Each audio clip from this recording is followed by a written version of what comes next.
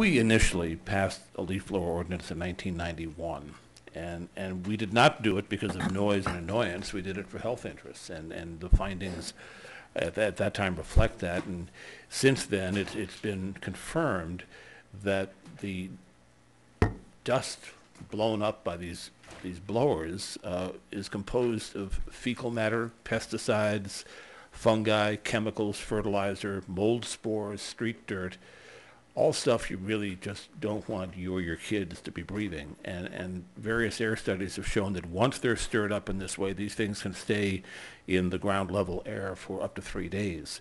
According to both the Environmental Protection Agency and the ARB, air pollution from leaf blowers can increase the number and severity of asthma attacks. They can cause or aggravate bronchitis or other lung diseases, and they reduce our ability to fight infections.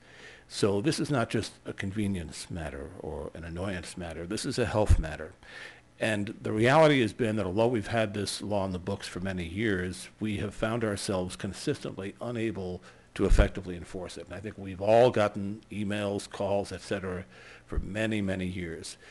So in conversations with staff, we've been looking at ways that we could change the ordinance to be effective.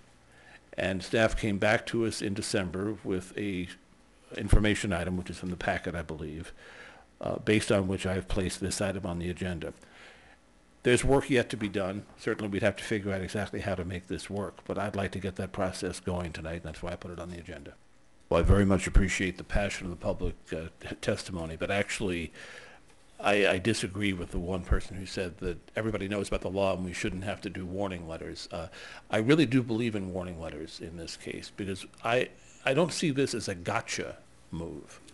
I see this as really changing the assumption that you can get away with using a leaf blower in Santa Monica. And we've let that happen for too long, and that's not good for a city to have a law in the books and not be able to enforce it. I think, though, the way we should go about this is very responsibly, and that we should have a process whereby a violation is observed, the responsible party is notified. If there's a repeat of that observation, the responsible party is warned. And then if the behavior continues, and this happens every week, let's face it, if you live somewhere, you know that every Monday that leaf blower is coming by. If after a couple of weeks it's kept on going, well, then we'd be at the point of taking some actual action, enforcement, fine, whatever.